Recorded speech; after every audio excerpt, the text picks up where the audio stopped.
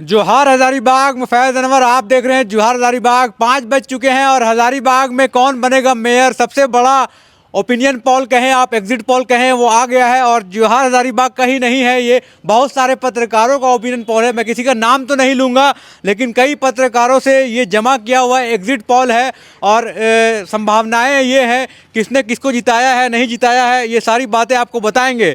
तो शुरू करते हैं आज का जो एग्जिट पोल रहा, उसके हिसाब से एक पत्रकार हैं, उनका जो विश्लेषण है उसके हिसाब से 5 मुख्य चेहरा है जिन पे लड़ाई हुई है। सबसे पहले मैं जिनका नाम ले रहा हूँ वो तस्लीम अंसारी है, उन्होंने दिया है 3300 वोट दिया है। उसके बाद सरफराज अहमद है, उनको 23,000 वोट दिया है। उसके बाद अरविंद राणा है, उनको 24,000 वोट दिया है। सुदेश चंद्रवंशी है, उनको 12,000 वोट दिया है। और उसके बाद विकास राणा जी हैं, उनको 15,000 वोट दिया है। और बाकी अन्य जो हैं टोटल सब मिला के उनको 7,000 वोट दिया है। इस हिसाब से जो उनका आकलन है 50 से 55,000 के आसपास की पोलिंग हुई है। और इसके हिसाब से जो एक पत्रकार है, उनका कहना है कि अरविंद राणा जो है 24,000 वोट लाकर पहले नंबर पे आएंगे। और दूसरे नंबर पे सरफराज रहेंगे 23,000 वोट लाकर। और तीसरे नंबर पे विकास राणा रहेंगे 15,000 वोट लाकर। और चौथे नंबर पे जो भाजपा समर्थित कैंडिडेट है सुदेश चंद्रवंशी, वो 12,000 वोट लाके आएंगे। कितना सही होगा ये तो 27 तारीख को पता चलेगा। लेकिन एक और जो पत्रकार हैं उनका कहना है, एक को मैंने बता दिया, अब ये दूसरा जो एग्जिट पोल दिया है एक पत्रकार ने, उनका है तस्लीम अंसारी को दिया है, उन्होंने 4,000 वोट दिया है। सरफराज अंसारी को अहमद को उन्होंने 12,000 वोट दिया है। अरविंद राणा को उन्होंने 10,000 वोट दिया है। सुदेश चंद्रवंशी को 22,000 वोट दिया है। विकास राणा को 31,000 वोट दिया है। और अमरेंद्र नारायण को 2,000, विनोद भगत को 15,000 2,000 और 1500। तो इसमें विकास राणा को जिताया है एक पत्रकार ने 31,000 वोट से। और दूसरे नंबर पे सुदेश चंद्रवंशी हैं, वो 22,000 वोट से। तीसरे नंबर पे सरफराज हैं। और अरविंद राणा को जो है वो चौथे नंबर पे रखा गया है और उनको 10,000 वोट आया है। 2 पत्रकारों को बता दिया। और एक और जो है जिसको लोग कह रहे हैं कि सबसे सटीक यहाँ पे आ सकता है, उसका विश्लेषण मैं बताता हूँ आपको। वो है तस्लीम अंसारी जो है, उनको 2,500 वोट दिया गया है। सरफराज अंसारी हैं, उनको 24,000 वोट दिया जा रहा है। अरविंद राणा को 22,000 वोट दिया जा रहा है। सुदेश चंद्रवंशी को 25,000 वोट दिया जा रहा है। विकास राणा को 16,000 वोट दिया जा रहा है। अमरेंद्र नारायण को 1,500 और अन्य जोड़ के बाकी जो वोट हैं मिला के टोटल वोट किया जा रहा है। तो इसमें जो तीसरा जो विश्लेषण आया एग्जिट पोल का, उसमें सुदेश चंद्रवंशी को 25,000 वोट लाके पहले नंबर पे रखा गया है। और दूसरे नंबर पे सरफराज को 24,000 वोट लाके, मतलब कांटे की टक्कर दिखाई गई है। और अरविंद राणा को तीसरे नंबर पे 22,000 वोट लाके दिखाया गया है। और विकास राणा को 16,000 वोट लाके चौथे नंबर पे रखा गया है। बाकी प्रत्याशी उसके बाद हैं। तो ये जो विश्लेषण है, इसमें आपने देखा विश्लेषण जो आया है, ये एग्जिट पोल है, ये एग्जैक्ट पोल तो नहीं है। लेकिन जो पब्लिक ने बताया, जो सारे वार्डों में हम लोगों ने घूमा, उनका विश्लेषण था, सब पत्रकारों से बात की और उनका जो अलग अलग ओपिनियन था, इसमें देखने को यही लग रहा है कि कांटे की टक्कर 3 लोगों में है, सुदेश चंद्रवंशी, सरफराज अहमद और अरविंद राणा, जो बाकी निकल के आ रहा है। लेकिन चौथा जो है चौतरफा फाइट जो है वो विकास राणा लेकर यहाँ पे आ रहे हैं। और उसी क्रम में जो है ये वोटिंग हुई है। पूरा वोटिंग जो है ये निर्दलीय उम्मीदवारों पर हुई है, ना कि दलगत भावना को देखते हुए यहाँ वोटिंग हुई है। इसलिए क्योंकि जो भाजपा का लोग कह रहे थे कि पल्ला भारी है, ना किसी ने कांग्रेस का हाथ छाप की बात की, ना जेएमएम का तीर धनुष की बात की, सब बात कर रहे थे तो निर्दलीय कैंडिडेट की बात कर रहे थे। जिसमें सबसे ज़्यादा चर्चा जो रही वो सरफराज अहमद की चर्चा रही। उसके बाद सुदेश चंद्रवंशी से ज़्यादा चर्चा जो है अरविंद राणा की चर्चा रही, जो छड़ी छाप में लेके आए थे, और बिस्किट छाप, ये दोनों की चर्चा निर्दलीय में थी।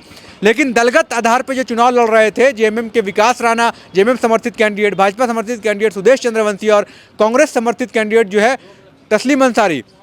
मेरे साथ यहाँ पे एक सीनियर पत्रकार हैं, यहाँ पे देख रहे हैं कि तस्लीम अंसारी को जो है बहुत कम वोट दिया है बहुत लोगों ने, जो विश्लेषण निकल के आ रहा है। क्या सच में ऐसा हो सकता है? हो सकता है, क्योंकि इस बार जो देखने को मिला, जो दल जो होते हैं, दलों ने तो अपना शक्ति प्रदर्शन किया, लेकिन वो जनता के बीच में अपना जगह नहीं बना पाए।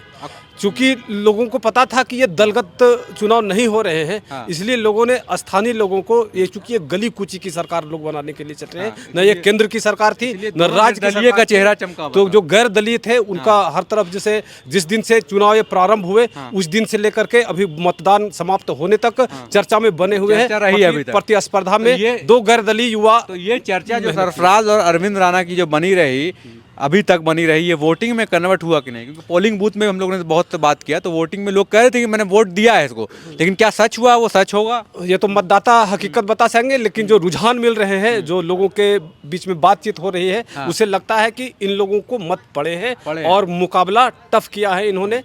दल का जो सिस्टम था, जो पार्टियां थी, उनको एक चुनौती देने में ये दो युवा कामयाब रहे हैं। मतलब दोनों जो अरविंद राणा और सरफराज त्रिकोणी अच्छा फाइट करेंगे, मतलब 20,000 से ज्यादा वोट ला सकते हैं ये लोग। ये फाइट कर रहे हैं। पत्रकार ने तो उन्हें जिता दिया है अरविंद राणा को। ये नहीं कहा जा सकता है कि 24,000 वोट लाके उन्हें जिता दिया है। अभी कुछ कहना बहुत मुश्किल है, क्योंकि जिस तरह के मतदान हुए हैं, जो रुझान आ रहे हैं, वो लग रहा है कि दलगत भावनाओं से ऊपर उठ करके लोगों ने मतदान तो जरूर किया है, लेकिन दल का अपना एक प्रभाव होता है। तो कांग्रेस पार्टी का भी अपना एक प्रभाव है, उसके कोर मतदाता है। भारतीय जनता पार्टी भी यहाँ पर उसका गढ़ माना जाता है, तो मत तो उनको मिले ही होंगे निश्चित, क्योंकि विचारधारा सब पत्रकारों ने दिखाया है, जो वो दिखाया है कि 5,000 से कम में रहेंगे। ये सही है? नहीं, ये सही नहीं है, क्योंकि यह विचारधाराओं की लड़ाई है।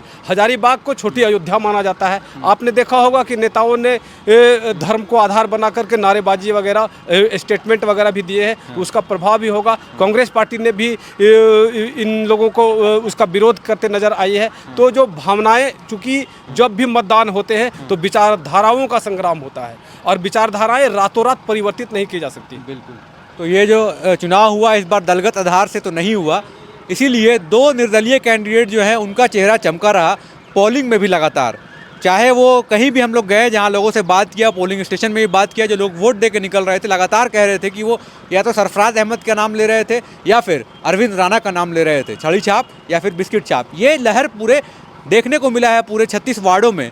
अब देखना यही है कि जो भाजपा समर्थित कैंडिडेट थे, जो साइलेंट वोटर भाजपा के हैं, उन्होंने सुदेश चंद्रवंशी को वोट दिया है कि नहीं दिया है। और ये भी देखना है कि जो कांग्रेस समर्थित कैंडिडेट होते हैं, उन्होंने तस्लीम अंसारी को वोट दिया है कि नहीं दिया है। ये भी देखना महत्वपूर्ण होगा। रिजल्ट तो 27 तारीख को होगा, लेकिन ओपिनियन पॉल जो हम लोग दे रहे हैं, ये कई पत्रकारों का संकलन करके और खुद जो हम लोग फील्ड में गए हैं, उसका जो है एक समीकरण निकाला गया है, जिसमें मतलब 3 अगर एग्जिट पोल देखें तो एक में सुदेश चंद्रवंशी को 1,000 वोट से जीत दिखाई जा रही है। एक एग्जिट पोल देखें तो जिसमें अरविंद राणा को 10,000 वोटों से 8,000 वोटों से लगभग जीत दिखाई जा रही है।